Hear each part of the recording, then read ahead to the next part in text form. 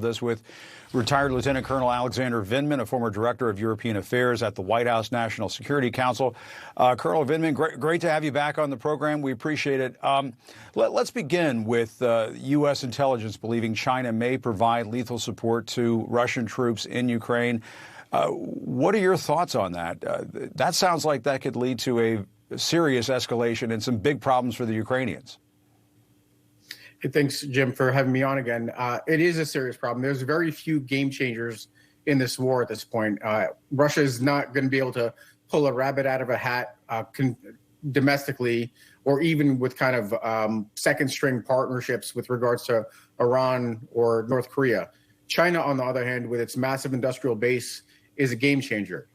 If the Ukrainians lose, if Russia somehow manages to snatch the victory out of the jaws of defeat, it's going to be on the at the aid of the Chinese. And this is the danger of a long war, a war that's entering its second year, a war that's starting to spill over. First, we heard of Iranian support, then the North Koreans providing ammunition, now the Chinese. The reason that these countries are doing that so is because they smell opportunity and vulnerability. They smell opportunity in that Russia can still potentially pull some success out of this. This will aid the authoritarian world and these countries' own aspirations to establish their own kind of imperial projects, secure territory on their boundaries. And it's actually vulnerability because deterrence is eroding, and these powers start to think that, well, you know, what are the real costs here? Some minor sanctions.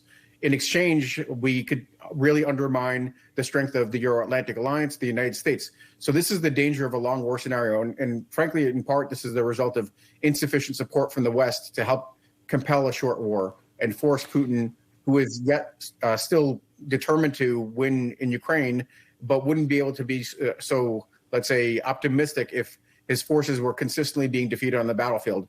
Bakhmut is an example of minor gains so far. Yeah, and I want to ask you a little bit more about what Putin is up to in just a moment, but let me ask you this, because on China, the South China Sea is one of the most contested regions in the world. As you know, Chinese fighter jets will sometimes confront U.S. military aircraft, and I think this gets to the point you were just making a few moments ago about spheres of influence. I just have to ask you about this. The CNN crew was on board a Navy plane just recently as one of these encounters unfolded. China is building up its military presence there. Tensions are simmering. I mean, I remember covering this when I covered the Obama and Trump administrations. Do you see this as potentially erupting into a military confrontation, an actual military confrontation?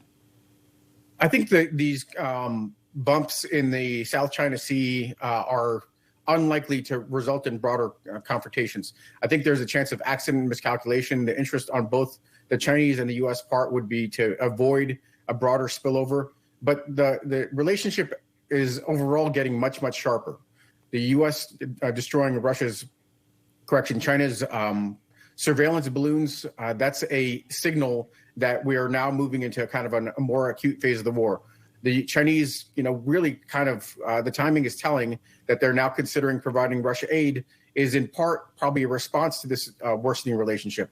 So we're not really in danger of a confrontation immediately, but if this relationship keeps spiraling for another 6 months or a couple of years, we could start to really kind of shape an environment for a broader confrontation. Instead, what we should be doing is we should ensure that Russia loses in Ukraine, and that depresses the ideas of China or any other country pursuing military means to achieve their aims. That is the biggest deterrence we have. It's just that this war stretching out too long so far. Yeah, I mean, and that's why the Ukraine question is so important. And getting back to that, Putin says, Russia can't ignore the nuclear capabilities of the U.S. and other NATO countries. He's obviously engaging in more of this nuclear bluster. This is a question it comes up from time to time, Colonel Vindman. What is your latest sense of this? Do we need to take this as any more than bluster? Is there a darker message in portraying Russia as facing this existential threat? He obviously uses that for domestic political purposes, but should it be a concern for everybody? No, I think there will be a time where this question of nuclear saber rattling or nuclear consideration of a nuclear option might become live. It might become live, a year down the road when after a series of failures on the part of the Russian ground forces and Ukraine liberating additional territory, Crimea comes under a real threat. And at that point in time, Putin is going to have to, really start to think about what he does. Does he withdraw? Does he take the loss? Or does he escalate? Ultimately, he's not going to risk his regime by employing nuclear weapons and being ostracized by the remaining allies he has. Really, that's China. That's the kind of the nefarious actors, but also India that would have to then break contact with Russia. But that's when it gets dangerous. Way down the line, what we should be doing, and I wrote about this recently, is we should be giving Ukraine all the means they need to succeed, to liberate territory, and to at least threaten the liberation of Crimea. That forces Putin to negotiate. That's when does that include the F-16s? Do you think? And not to cut you off there, but does that include the F-16s? Absolutely, F-16s should be part of the mix. So should advanced drones, our Reapers and Predator drones that have much greater legs than anything that the Ukrainians have in their inventory, including firepower. Those should be going in. We should be not talking about 30 Abrams tanks, but 300 Abrams tanks. The metering of equipment is playing out right now on the geopolitical stage because, again, the Chinese perceive vulnerabilities. They perceive that they might be able to provide Russia with enough aid where Russia is successful in Ukraine. This is an erosion of deterrence. What we should be doing is providing Ukraine all the resources they need so like this deterrence remains ironclad and China doesn't consider some sort of adventures, doesn't provoke the West that's going to respond not with just with sanctions, but frankly with other ways to contain Russian and Chinese advances. All right, Lieutenant Colonel Alexander Vindman, always giving us a lot to consider and think about, mull over. Obviously, we're going to be talking about this in the days ahead. Thanks so much for joining us again. It's great catching up with you. Thank you. Appreciate it. All right, thank you.